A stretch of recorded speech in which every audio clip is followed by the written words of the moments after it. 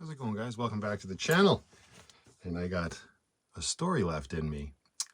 Sorry you can't see the candle and it were flipped around the other way. I kind of wanted this to be the last shot of this cupboard that you're on. If you're unaware, I'm in the middle of completely redesigning my tiny home on wheels, so things are a little bit in disarray. So we're going to do it with this nice sort of like open window backdrop, and that will just have to do for now. Anyway, more to the point and the story at hand. My relationship with Jill. Last time we chatted, I had talked about how many brand new first experiences I had had with her when her and I were dating. And when I really think back on it and sort of not pick apart, but really analyze our relationship, my first thought is that it's so fleeting because it was so long ago. But when I spend a little bit more time thinking about it, it really wasn't fleeting at all. It was a good chunk of time in my life, almost 5 years again. Like I've mentioned before, I pretty much have an expiry date of 5 years or so, it seemed. And Jill and I were together right around that amount of time. And we were living together when we broke up. And like most relationships, it was quite turbulent near the end there. There's a lot of emotions going on. The reasons why, to me, at the time that we were breaking up, really weren't that apparent. I slipped into what felt like a very familiar way of coping with those sorts of emotions. I was, keeping to myself, being a little bit more of a recluse than I was normally. I mean, I say that, but I was, I don't know if I was more outgoing when I was younger, but I was definitely closer with a lot of my friends, as most of us were, right? As you get older, you don't see your friends as much. And back then I was, we were living, the living situation probably didn't help. If I'm putting my imagination into the mindset of a young woman living with her boyfriend and 2 other male roommates, probably not ideal. Now, granted, we were still quite young, but so roommates were a thing, but not, the most ideal if you are starting to have the thoughts of maybe getting married and having a family. Back then, that definitely was not on my mind at all. I was young. I was just enjoying my youth, I guess. I was enjoying my life. I was enjoying living with my friends. And when it all sort of came to an end, like I said, it was a little unclear to me at the time. So one of the bigger emotions I was feeling was confusion, as I usually do. Like you can be your own worst enemy, but you can also be your biggest supporter, I guess, of the decisions that you make. And a lot of the time when stuff like that happens, what did I do wrong? Well, I didn't do anything wrong. I was doing everything I thought I was supposed to be doing, and I still wasn't able to keep this person happy. And I think right there in me saying that leads directly into everything that I took away from my relationship, and more importantly, my loss of the relationship with Jill. And that is that in relationships, depending on how fiercely and impassioned you are to be part of that relationship, you can very easily lose yourself. And that's not a good thing. It was actually my dad, after the fact, discussing mostly myself and a little bit of the relationship.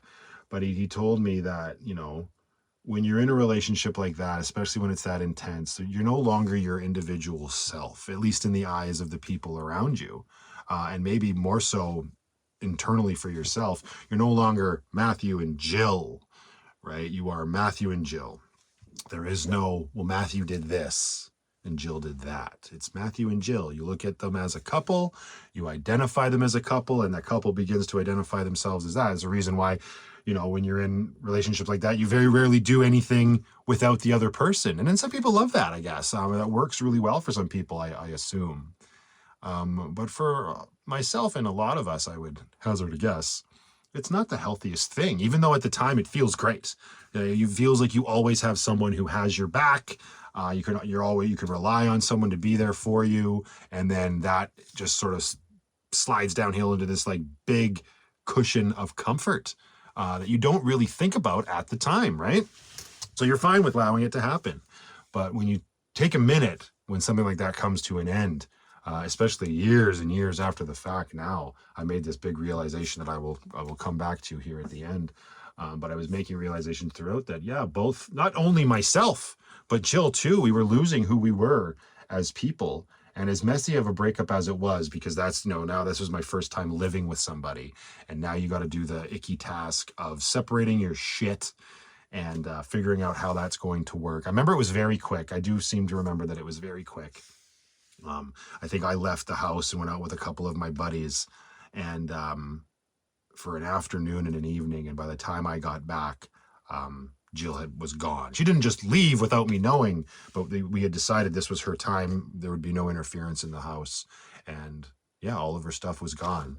And as much as I knew that that's what was going to happen, it's still always a shock when you walk back into the house. At least, I mean, this was the first shock for me. Another first, right? I had never broken up with somebody I had lived with before. So continuing to learn at this point. And it was hard because now I got to spend, I wasn't even there myself that long after the fact at that home. But I know there was at least one rough night there where just, you feel empty, you feel lost, you feel like you've lost a part of yourself. And it's true. Again, because you are so engrossed with this other person, you don't know who you are as an individual person anymore. That was a hard lesson to learn. It leads to lots of sleepless nights, lots of bartering and begging internally, and the stages of grief and all of that. It's all true. Like, that's the kind of stuff you go through. And that was, as much as I had felt it with Chelsea, I was feeling it even more so now with Jill. And I think that comes along with just getting older and slowly starting to figure out who you are, even though at the time I was nowhere near figuring out who it was I am. But it's a bumpy road.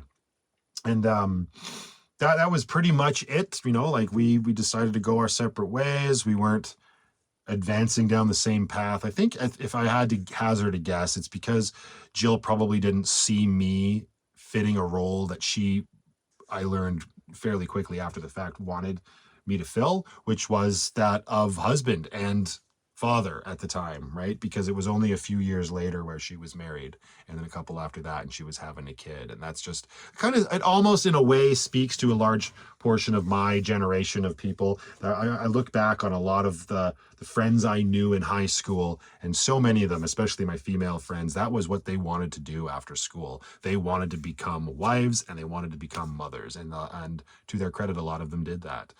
It was never a conversation that we had in depth, Jill and I, but with how fast it happened for her afterwards, it seemed to be what was important to her. And being completely honest, I 100% wasn't there in my life. Even though it's what I wanted, and I knew in the back of my head that, yes, in my life, I want to be married and I want to start a family. At that point, I didn't. So that's a case of, potentially the right person at the very wrong time. So I got a couple of my buddies. We had my dad's Astro van, and we made a day out of getting all of my stuff out of that house. Like, the reason I left was because the rent was, I'm going to say the rent was too expensive. But that's funny to say. I mean, this was years ago. This was early 2000s. But I wasn't able to afford it on my own. Like, the fact that Jill and I were together was the reason that we could collectively afford our share of the rent. So I got a couple of my buddies, got the Astro van, loaded up all my stuff, couple trips back and forth and all of my stuff. Couple trips back and forth, absolutely rocking out to Green Day's American Idiot album. I remember that is burned into my brain. Chris and Keegan and I going back and forth in that Astro, hauling all of my stuff, just that album on repeat. As hard as it was at the time, looking back at, it's one of those memories that's really nice. And I was very fortunate to have those guys have my back at the time. And as upsetting as it is looking back, it's kind of like, I don't want to say fun, but it kind of was fun, and it's, it speaks to the importance of friends, and it also speaks to my soul when it comes to music. And at the time, that's just what I needed to be listening to, I guess. It was very therapeutic in the I shouldn't say getting over, but getting through that day. And yeah, all my stuff ended up, we got going back to mom and dad's. Hard pill to swallow as a young man who's trying to, set off on his own. But that was the problem. I wasn't really setting off on my own, was I? I was setting off with another human being that I was romantically involved with. It's, everybody just calm down. So back to mom and dad's house I go, a young man in his early 20s, tail between his legs, heartbroken, and trying to pick up the pieces. And this is something I didn't really talk about too much when I was talking about mine and Chelsea's breakup. But there's always that like weird fallout after relationships. Well, I shouldn't say always, but at least for those two relationships, there's this weird fallout, and it speaks to the connection that you had with that other person, where somebody reaches out, right, at some point, and you inevitably get together for a coffee or whatever, and you kind of discuss things, because when you're breaking up, so much is left unsaid, so much is left on the floor that hasn't been picked up, metaphorically speaking, of course, that you do need to sort of get together with that person and really sort of hash things out. And I remember we did that, both Chelsea and Jill and I did that at separate occasions, obviously. And it is therapeutic to do. It's almost a way of getting closure. Chelsea's was oddly enough, Chelsea's was much more mature. We got together, we had coffee. So I remember sitting at a Tim Hortons for about 6 to 7 hours talking about everything that we had been through and gone through and how we were feeling and how much we miss each other. Because as much as, it sucks to break up, and you think whoever initiates the breakup kind of is viewed as a villain, it's not always the case. And the person still has a lot of emotions, and missing that human being that you've broken up with are very real feelings, and it helps to process them. It helps, but it also hurts at the same time, right? Especially when you decide to remain strong, or when somebody decides to remain strong, regardless of how much another person might beg to forget what has happened and go back to the way things were. And it was through one of these conversations with Jill that, looking back on it at the time, I just thought it was an ignorant, rude thing to say to me.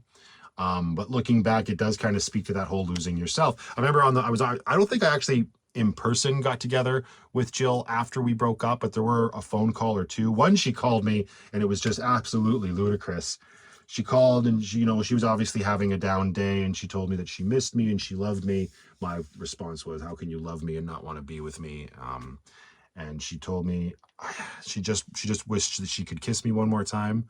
I'm just thinking, this is why are you doing this to me? Why are you treating me like this? That's horrible. Don't be saying that thing. But again, we're young, we're kids, emotions run high. And at the time, it just pissed me off. But then there was a second conversation. I actually can't remember if it was before that one or after, where we were talking and hashing stuff out. I was probably quite angry. I have a memory of feeling quite angry during that conversation. And she pulled out this really weird fact. It's silly now, but to hear somebody say it, again, I thought she was just being mean for the sake of being mean. I really enjoy country music. And back then I was listening to a lot of it. And Jill told me, after dating you, I found myself almost liking country music and being able to know country music songs when they come on the radio. And I hate that. I hate country music.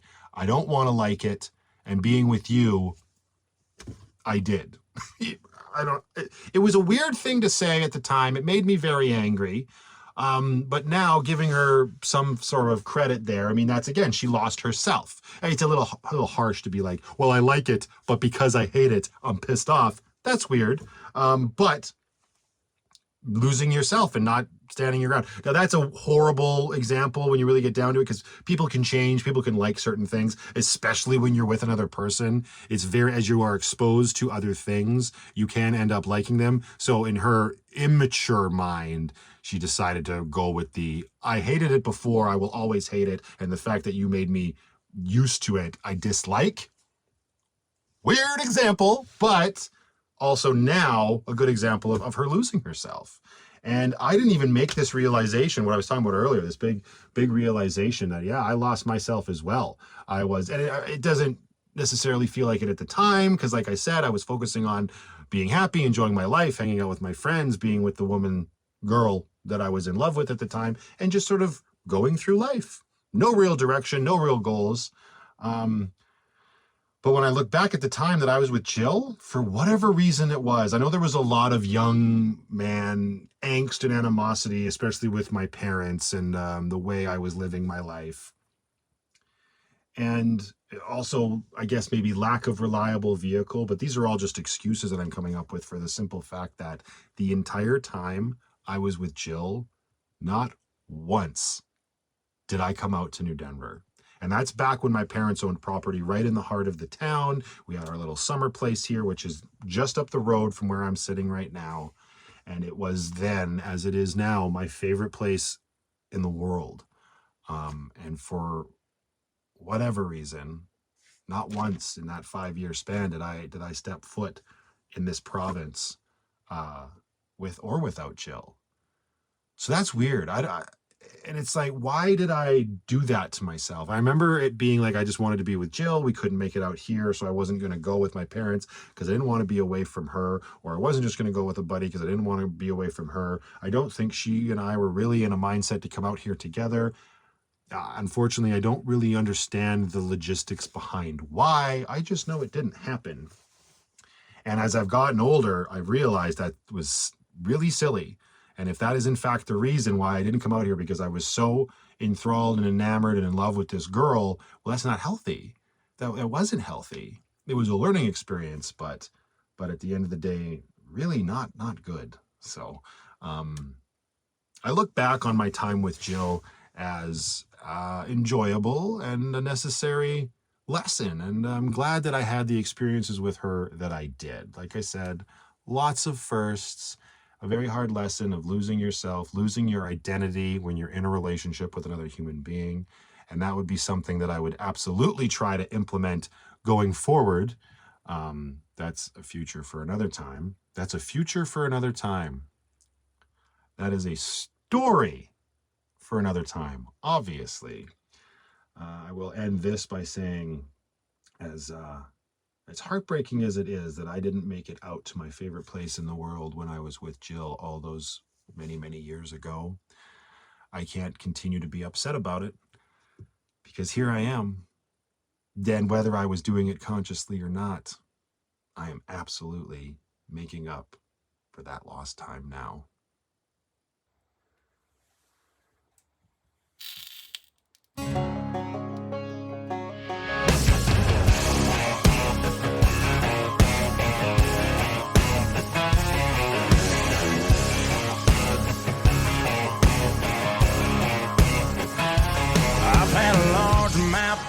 Bust my line, a couple beautiful girls tell me goodbye. Trucks break down, dogs run off, politicians lie, been fired by the boss. It takes one hand to count the things I can count on.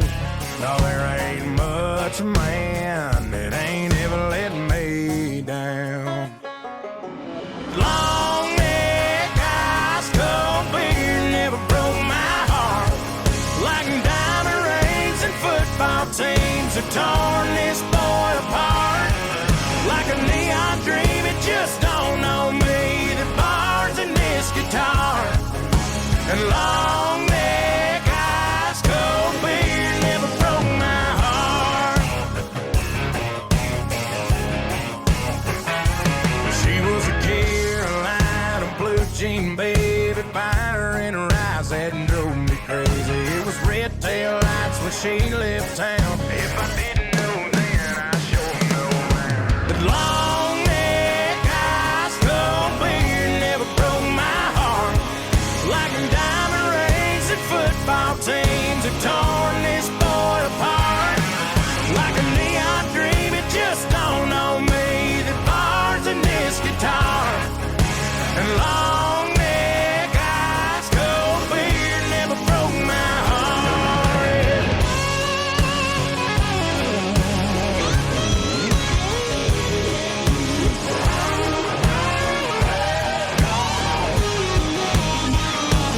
It takes one hand to count the things I can count on, but I got one hand that's gripping down on a cold one.